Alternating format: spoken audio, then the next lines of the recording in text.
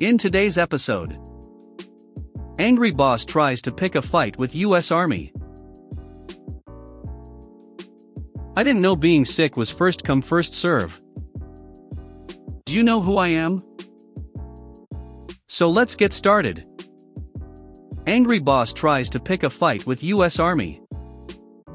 So this all happened in the last few weeks. For reference, I'm a battalion level officer in the Army Reserve. While I was getting my master's, I took an overnight gig doing unimportant things. Mostly my coworkers are 19 to 22-year-olds in college or just out of high school. Pay was good and I could focus on my studies all night.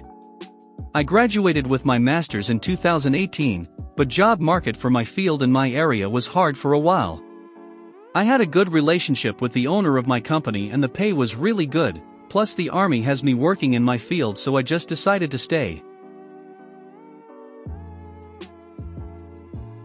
Fast forward to 6 months ago. I've been here 4 years now. Every manager or supervisor has nothing but praise for me, and I've made zero mistakes that cost the company any money or time. New boss. Good guy. Flexible. Works with people to get people schedules they want. But over time, personal issues or something get in his head. I suspect he doesn't like struggling to schedule around my military duties, but who knows? He starts name-calling, being condescending, or ranting and raving at me for unclear reasons every time he sees me. He wants things cleaned up but is never able to quite articulate what that means, and my attempts never satisfy him. One time he ranted at me for sweeping wrong. Another time for calling him when nobody showed up to relieve me for an hour past my shift, and the guys on the schedule said they were told they didn't need to come in. When he does manage to give a specific instruction, he'll show up the next day and rant and rave and yell that I didn't do it before he told me. Well, now my comfortable, well-paying job is no longer peaceful, and I have better things to do than listen to a man-child be angry at the world every day. So I hop on Indeed and apply for a couple jobs in my field. By now I have the master's and 6 years experience doing it in the Army, so I land some interviews, and within a few weeks get an offer for double my salary. Soon after, as I'm still working on the onboarding process for the new company, he becomes enraged that a garbage can is dirty. I shit you not. A garbage can is dirty. I listen to him rant and name call and all that fun stuff, and the next day, I roll my eyes and wash the garbage can. He responds by yelling at me some more because I didn't wash it before being told to, called me some names, then threatened to fire me. So I shrugged and wrote up my 2-week notice and handed it to him the next day. Turned out that threat was a bluff. He is now very short-staffed, and he blew up again. Yawn. The next day though I noticed something peculiar on our work app. My time off request, filed months ago, for upcoming military orders had been denied. I laughed it off because obviously that's a misclick on his part. But nope. I come in for work again, and he very smugly informs me that I will be working through the whole next week. I have military obligations. I don't care. I denied your time off request. I have orders from the military. I can't be here. Nope. I denied it. You can't do that. Yes, I can. This is what you get for not respecting me and acting like a child. I'm denying your time off request, so figure it out. Can I have in writing that you're denying me unpaid time off for military duty? Ladies and gentlemen, if asked for something in writing, a smart man would stop and reconsider. A smart man actually would have realized well before talking to me that trying to tell an Army battalion that they can't have one of their captains because a 35-year-old civilian middle manager is being petty is a really dumb idea, and is in fact illegal. But my boss is not a smart man. Maybe he once was, but he is now an angry, vengeful, petty man that, at this point, believes he has won a mighty victory over his enemy. So he puts it in writing, and then walks off with a confident swagger, shouting over his shoulder. Figure it out. If you insist. So after my shift, I wait for our main office to open, and I call the company's owner for the first time since this new boss started. Friendly chat, and then I tell him I'm calling just to warn him that his manager is trying to pick a fight with the DOD, and that I wanted to call and let him know and get it resolved unofficially. Owner thanked me for calling him, assured me that I would of course have those days off, and asked me what my perceptions were of the new boss. I gave him my opinion that he was once great, but has turned into the most toxic, abusive person I've ever worked for. We wished each other well, and then hung up. I don't know what happened next, but I suspect the owner politely and calmly informed him that small businesses don't like their managers picking fights with the federal government, because when my new schedule came out, I had my drill days off, and my boss avoided me after that. I'm taking a vacation after drill, and then starting my new job as an expert in my field on Memorial Day, working autonomously with clients, and he will remain there, angry, frustrated and stressed. I figured it out, boss man. I didn't know being sick was first come first serve. So this happened to me a while ago, 2014-ish, when I worked at a fast food restaurant in the UK with a red-headed clown as a mascot as well as for some of the managers there. I have tons of malicious compliance stories from this place, and one day, I will get round to posting them all, but for now here is this one. Now, being an eating establishment, hygiene is very important, as you can imagine. The policy when I started there, and as far as I am aware is the same to this day, maybe even more strict considering the whole pandemic thing that's happening, was that if you were sick you had to have 48 hours off from the time you call in sick to ensure that you are better for returning to work so you don't poison the customers. Makes sense, right? I'm ill, I'm handling food, I'm going to get others sick. I'm not feeling great at all this shift. I was feeling a little off in the morning, but thought I might be able to get better by the evening when my shift is. Over the day I started to get a cough, fever, runny and blocked nose, headache, full on cold. The policy also states that if you are going to call in sick it should be no later than 2 hours before your shift starts, fair enough. It gets to 2 hours before my small 4-hour shift, and I feel dreadful, so I call up the manager on the shift that day. Me, hi manager, it's Baolan, cough, I feel awful, I shouldn't be working today, sniff. Manager, you can't be sick, we need you in today. Me, I really am not well, I am coughing and my nose is running everywhere, deep heavy cough. Manager, I have already had 3 people call in sick for today, so you need to be here, see you in a couple hours, hangs up. So here I am dripping with sweat, looking like death could take me at any moment, so with a small smirk on my face I think, okay, guess I'm going to work tonight. I proceed to get ready, get in the car and drive to work. Now there is no back door for employees to slip into at this place, so we have to use the main entrance and walk through the dining area to go into the back of the kitchen. So step 1, make sure I am seen by as many people as possible, looking like something out of a horror movie.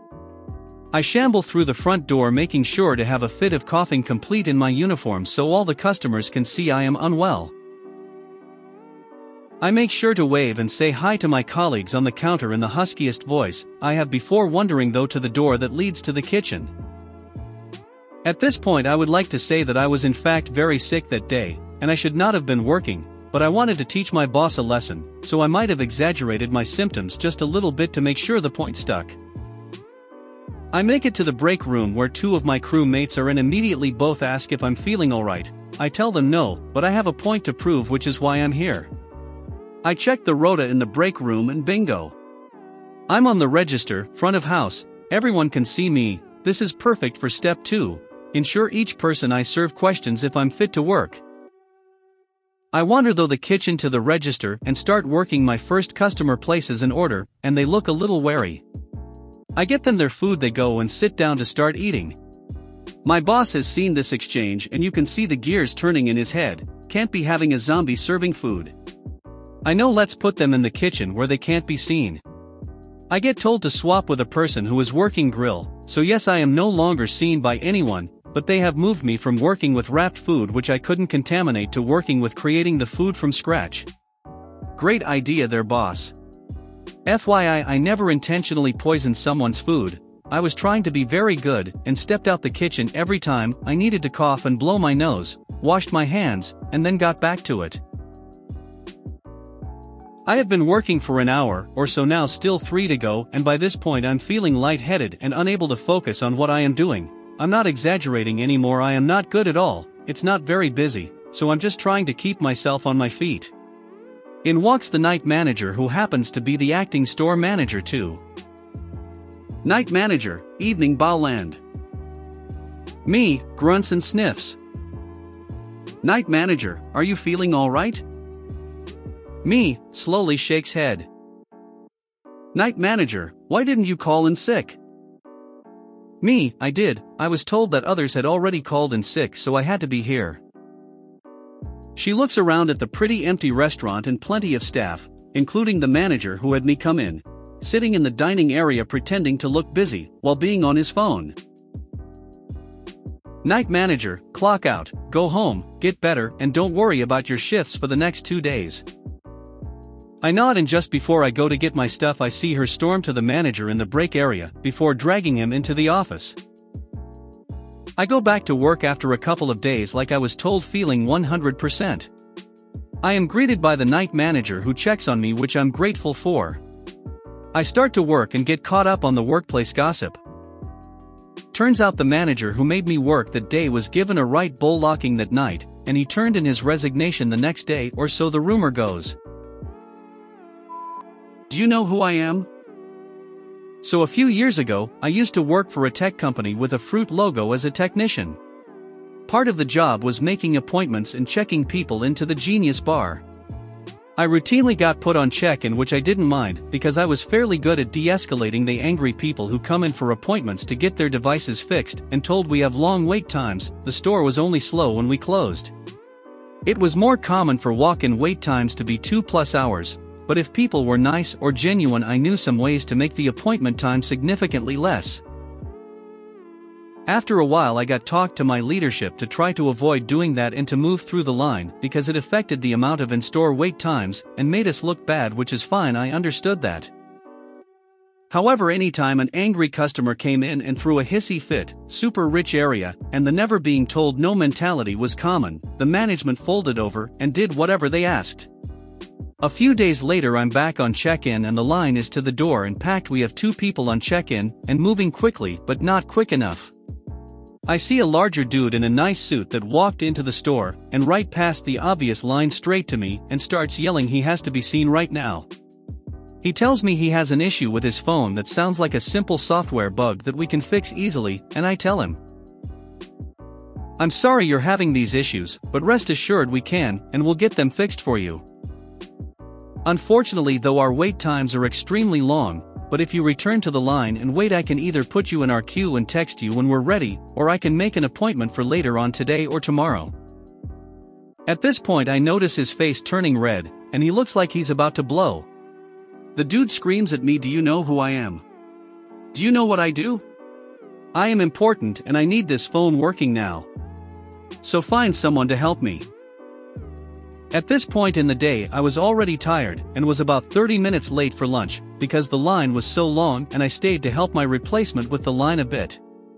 I stopped what I was doing and dropped my customer service smile, and looked at the dude with the dead-eyed worn-out retail worker stare and said, Sir, I have no idea who you are, but if you need help with that you're in the wrong place. The hospital is about 2 exits down, I suggest you go there.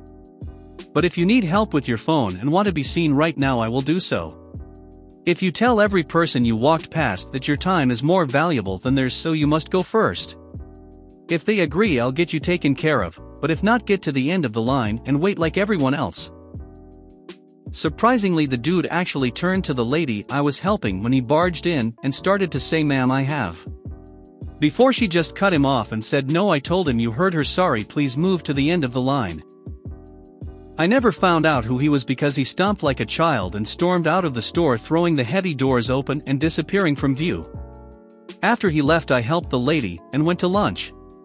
When I got back my leadership on the floor told me I should have tried to be more helpful, and I told him I just got talked to for being too helpful, and for the rest of the time I worked there they didn't bring up the issue again. I believe the guy probably sent his secretary or assistant up, because that practice in this store was really common. The "do you know who I am?" phrase became an inside joke between me and some co-workers when we had demanding customers. If you made it to the end of the video, thanks for watching. Don't forget to like, subscribe and share, and we will see you in the next video.